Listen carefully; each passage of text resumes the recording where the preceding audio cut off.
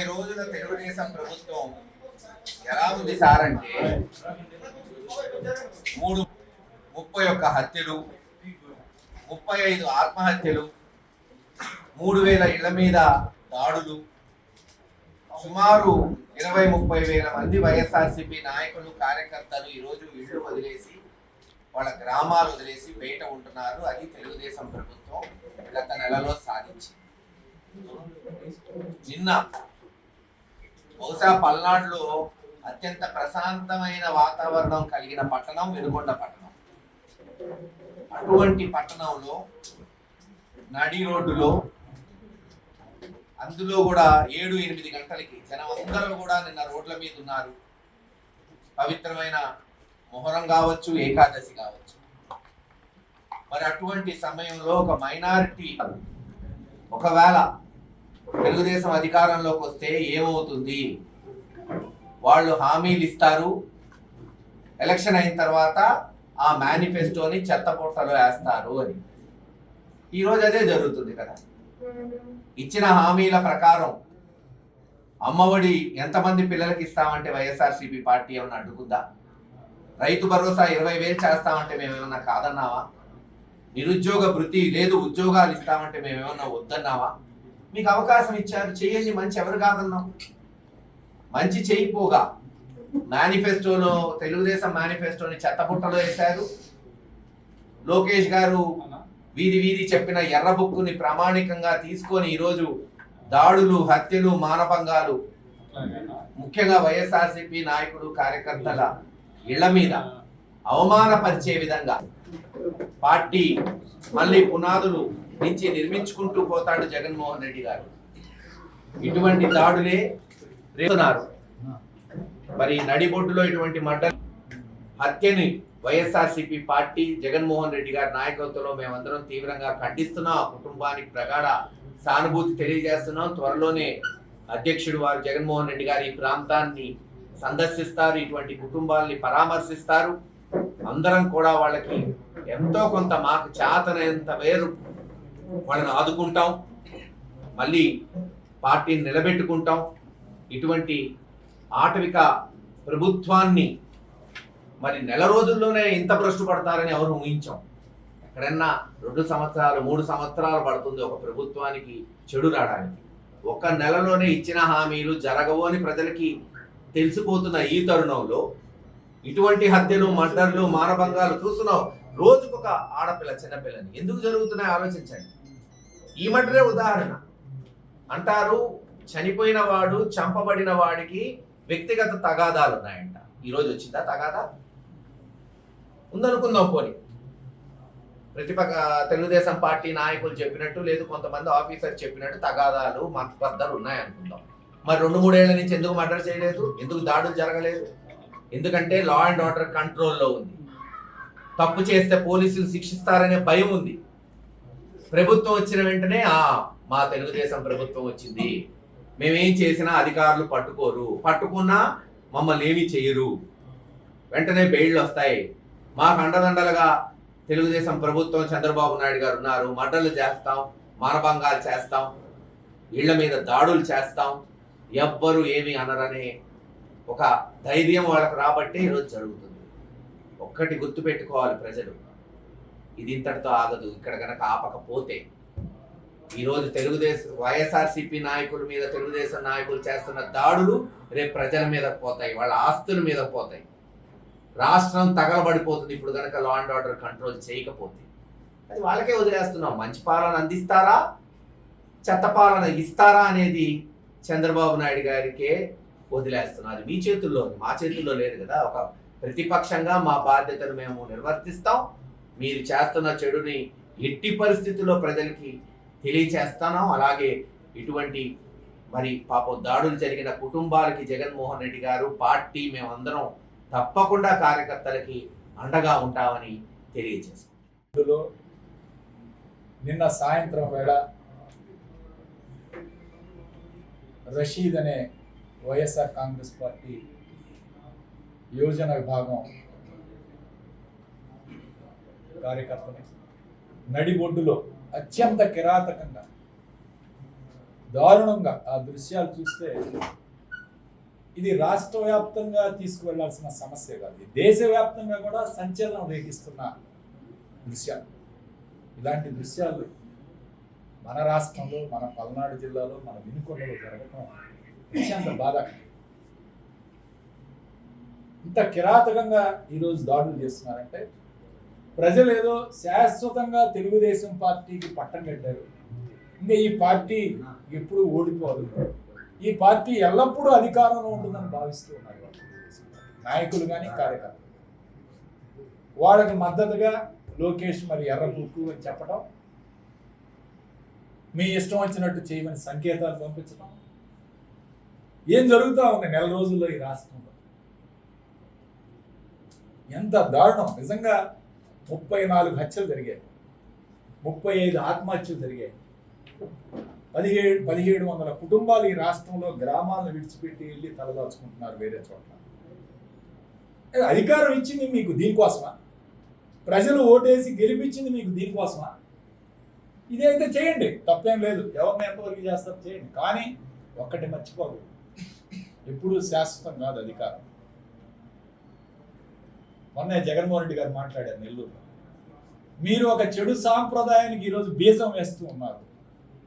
ఈ సాంప్రదాయం కొనసాగితే రేపు ఎవరం కూడా అడ్డుకట్ట వేయలేము. ఇది చాలా దుష్ట సాంప్రదాయం, ఈ రాష్ట్రంలో ఎప్పుడూ లేని. ఇవాళ ఇలాంటి సాంప్రదాయానికి మీరు తెరవేస్తున్నారు, ఇది తప్పు, మీరు కట్టడి చేసుకోండి. ఈరోజు మీరు చెప్తున్న హామీలను అమలు చేసే కార్యక్రమం చేయండి. ఎక్కడ దాని మీద స్పష్టత లేదు. స్కూల్ స్టార్ట్ అయింది 12వ తారీఖు 13వ తారీఖు. ఇంతవరకు అమ్మఒడి ఎవరికి ఇస్తారనేది మంత్రి ఒకటి మాట్లాడతాడు, వాళ్ళ పార్టీ వాళ్ళు ఒకరు మాట్లాడతారు, జీవో ఒకటి ఇస్తారు. ఇసుకే ఉచితంగా అంటారు, ఇక్కడికి వస్తే 1000 రూపాయలు టన్నుకు 1000 రూపాయలు అధికంగా పడుతుంది, పోయినసారి టన్ను మీద ఎక్కువ పడుతుంది. టీచర్స్ని మోసం చేశారు, జీవో ఇచ్చారు, జీవో ఎవరు ఇచ్చారో మాకు తెలియదు, పాత జీవో, దాన్ని మేము ఖండిస్తున్నాం, మళ్ళీ ఎంక్వైరీ అంటాడు. స్వయంగా జీవో ఇచ్చి ప్రభుత్వం మీరుంటే సీఎం గారు నాకు తెలియదు అంటే ఎవరైనా నమ్ముతారండి? టీచర్స్ దాని మీద అన్నీ మోసాలే, అన్నీ అబద్ధాలే. అబద్ధాలు చెప్పి అధికారంలోకి రావడం చంద్రబాబు నాయుడికి సహజం. దాన్ని ప్రజలు కూడా నమ్మారు, ఓటేసారు. సరే, ఓటేస్తే ఇలాంటి దారుణాలు చేయమని పాత కక్షలే కారణం అంటున్నారు. 2 సంవత్సరాల నుంచి గతంలో ఇదే కుర్రవాడు దాడి చేస్తే ఇతరులకు గాయమైన అప్పుడు కూడా మేము పరామర్శించడానికి వచ్చాం అనుకోండి. మరి పాత కక్షలు అయితే 2 సంవత్సరాల నుంచి ఎందుకు చేయలేదు? ఇతను ఎందుకు కామ్గా ఉన్నాడు అంటే ఇవాళ పార్టీ వచ్చింది, మేమేం చేసినా మాకు మద్దతు ఉంది, వెనక మా నాయకులు ఉన్నారు. ఇది కేవలం ఆ రోజు బ్రహ్మనాయుడు గారు జరిగిన దాడి విషయంలో వీళ్ళందరూ ఎదుర్కొన్నారనే ఈరోజు ప్రతీకార చర్యగా దాడి చేశారు. ఇవాళ వినుకొండ పట్టణంలో కావాలని దాడి చేశారు. ఇవాళ ఆ రోజు బ్రహ్మనాయుడు గారు మేము దాడి చేస్తుంటే వీళ్ళందరూ వెళ్ళి కుర్రవాళ్ళందరూ వెళ్ళి అడ్డుకున్నారు ఆ రోజు దాడిని. ఆ దాడికి ప్రతీకారమే, ఆ దాడిని ఎదుర్కొన్నందుకు ప్రతీకారమే ఈరోజు ఈ కుర్రవాడిని చంపడానికి ముఖ్య కారణం. ఇది చాలా దారుణమైన అంశం. దయచేసి ఇలాంటివి ఎవరికైనా, ఏ కుటుంబానికైనా నష్టం. కుర్రవాడు ఈరోజు యువకుడు చనిపోతే ఆ తల్లి ఎంత బాధపడుతుందో ఒకసారి చూసాను హాస్పిటల్. ఇలాంటి సంఘటనలు సమాజంలో ప్రతి ఒక్కరిని కదిలించి వేసే కార్యక్రమం. దయచేసి ఇప్పటికైనా మేము ఒకటే చెప్తా ఉన్నాం, జరగకుండా తీసుకోవాల్సిన జాగ్రత్తలు. ఇక ఏదో ఒక స్టేజ్లో మా చేతులు కూడా దాచిపోతే, ఇక దాటిపోతే ఎవరో ఏం చేయలేరు. కాబట్టి వీటన్నిటిని కూడా సమన్వయం చేసుకోవాల్సిన అవసరం అధికార పార్టీకి ఉంది, పోలీసు వారికి ముఖ్యంగా. ఆ రకమైనటువంటి భయం కలిగింది. రాష్ట్ర వ్యాప్తంగా కూడా ఈ దృశ్యాన్ని చూసినటువంటి వాళ్ళు కూడా భయపడేటువంటి పరిస్థితి వచ్చింది. ఈ భయాన్ని మీరు పోగొట్టాలి అంటే ముద్దాయిల మీద చర్య తీసుకోవాలా, వాళ్ళకి మరణశిక్ష విధించేటట్టుగా, వాళ్ళు బయటికి రాకుండా కోర్టులో ట్రయల్ జరపాలా. నెల రోజుల్లోనే మీరు ట్రయల్ మొదలుపెట్టి దాంట్లో శిక్షలు పడేట్టుగా చేస్తేనే మీ యొక్క పరిపాలన మీద నమ్మకం వచ్చింది. లేకపోతే ఇట్టి పరిస్థితుల్లో కూడా ప్రజలు నమ్మేటువంటి పరిస్థితులు లేరు. ఈరోజు ఈ వినుకొండలో జరిగినటువంటి హత్యని చాలా తీవ్రంగా ఖండిస్తా ఉన్నాం. వాళ్ళ కుటుంబానికి పార్టీ అండగా ఉంటుంది. వాళ్ళ తల్లిని చూస్తే పాపం హృదయ విదారకంగా ఏడుస్తూ ఉంది.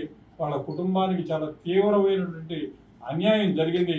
ఎక్కడా కూడా ఇతని మీద బ్యాడ్ వేలోని ఎక్కడా కూడా ఇతని మీద ఏమీ లేదు ఈ చనిపోయినటువంటి వ్యక్తి మీద. మరి అటువంటి వ్యక్తిని ఈరోజు చంపటం మాత్రం చాలా దుర్మార్గం అని చెప్పి తెలియజేస్తూ జగన్మోహన్ రెడ్డి గారు మమ్మల్ని అందరినీ కూడా వినుకొండ వెళ్ళి వాళ్ళ కుటుంబానికి అండగా ఉండి ఈరోజు జరిగినటువంటి హత్యని ఖండించి పార్టీ కార్యకర్తలందరికీ కూడా రామనాయుడు అన్నతోటి కలిసి వాళ్ళందరికీ కూడా అండగా ఉంటామని చెప్పిన ఆదేశించడం వల్ల మేము అందరం కూడా ఇక్కడ రావడం జరిగింది. కార్యకర్తలందరికీ కూడా అండగా ఉంటుంది పార్టీ తప్పనిసరిగా ఆ కుటుంబాన్ని కూడా ఆదుకుంటుంది అని చెప్పి తెలియజేస్తూ సెలవు తీసుకుంటారు. మా పెద్దలందరూ అన్ని నియోజకవర్గాల మా ఎమ్మెల్యేలు, మాజీ ఎమ్మెల్యేలు, మరి ఎమ్మెల్సీలు అందరూ కూడా వినుకొండలో జరిగినటువంటి హత్య, జిలాని జరిగినటువంటి ఈ హత్యని చూసి ప్రతి ఒక్కరు కూడా అది చూడాలంటే కూడా భయపడే విధంగా ఇలాంటి భయాన్ని కల్పించి కావాలని ఒక పథకం ప్రకారం, ఒక ప్లాన్ ప్రకారం తెలుగుదేశం పార్టీ వాళ్ళ విధానాలు ఇవన్నీ కూడా మరి ఇక్కడ ఆంజనేయులు గారు కానీ ఆయన అమ్మడి తిరిగే వాళ్ళు కానీ ఇది వాళ్ళ అమ్మ ఒకటే చెప్తుంది, కావాలని డబ్బులు ఇచ్చి ఇక్కడ ఉన్న శాసనసభ్యుడు మరి మల్లికార్జునరావు అని వాళ్ళ అమ్మ డైరెక్ట్గా చెప్తా ఉంది. ఆ చనిపోయిన జిలాని వాళ్ళ అమ్మ రషీద్ వాళ్ళ అమ్మ. ఆ రషీదు వాస్తవంగా ఎక్కడ కూడా ఎలాంటి గొడవలు కానీ ఎలాంటి వాటికి పాల్పడే వ్యక్తి కాదు. మరి వినుకొండ చరిత్రలో ఇదే మొట్టమొదటి ఘట్టం. మన తెలుగుదేశం పార్టీ వాళ్ళు వాళ్ళ పాలనలో వాళ్ళు చేస్తున్నటువంటి దుర్మార్గపు పాలన ఒక్క నెల రోజుల్లోనే ఎంత అన్యాయానికి, అరాచకాలకి పరాకాష్ట. అయితే వీటన్నిటిని కూడా మన పెద్దలందరూ కూడా చెప్పారు. ఇది పూర్తిగా మేము ఖండిస్తున్నాం. రేపు 10:30-11 మాజీ ముఖ్యమంత్రి వర్యులు మన పార్టీ అధినేత జగన్మోహన్ రెడ్డి గారు వినుకొండ పట్టణానికి రావటం జరుగుతుంది. ఆ కుటుంబాన్ని ఓదార్చడానికి ఆయన కూడా శలించిపోయి ఇంత దారుణం, ఇంత దుర్మార్గం, ఆ విధమైనటువంటి ఆ మర్డరు అది ఎలా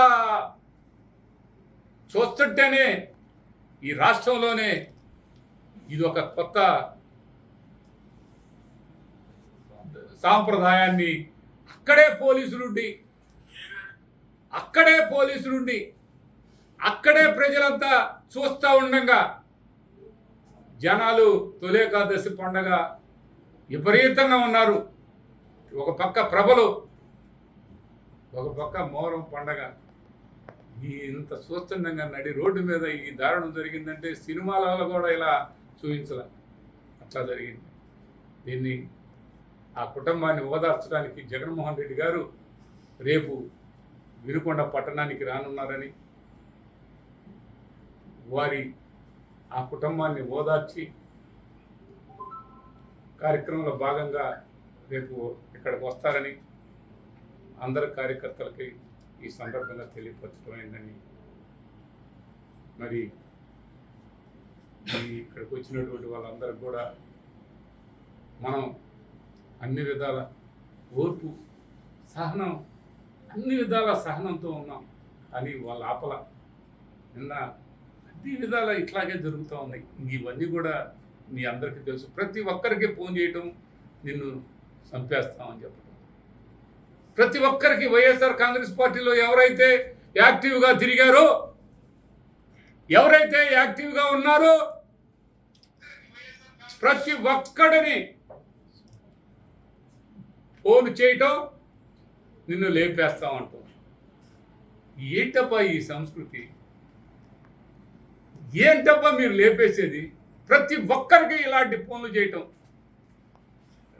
పోలీస్ స్టేషన్లో అక్కడికి వెళ్దామంటే రౌడీ షీటర్లు, కంప్లైంట్ ఇవ్వడానికి కూడా పోవడానికి అక్కడికి పోతే కూడా వాళ్ళ మీద కూడా ఎగబడుతున్న పరిస్థితి కనపడతాం. ఇది ఎక్కడ పాలన అని ప్రజలు అడుగుతూ ఉన్నారు. ప్రతి ఒక్కడు వైఎస్ఆర్ కాంగ్రెస్ పార్టీ సానుభూతి పరుడు కూడా వదిలిపెట్టట్లా. ఇవన్నీ కూడా ఈనాటి ముఖ్యమంత్రి చంద్రబాబు నాయుడు గారు ఒక్కసారి మీ పాలన ఎలా ఉందో మీరు ఒక్కసారి రిపోర్ట్ తెప్పించుకొని చూడండి. మీరు చూస్తున్నారో లేదో మాకు తెలియదు, కానీ ఇక్కడ ఎస్పీ మొన్న పోయింది, నిన్న ఈ మర్డర్ జరిగింది. ఇది కూడా గమనించాలని కోరుకుంటూ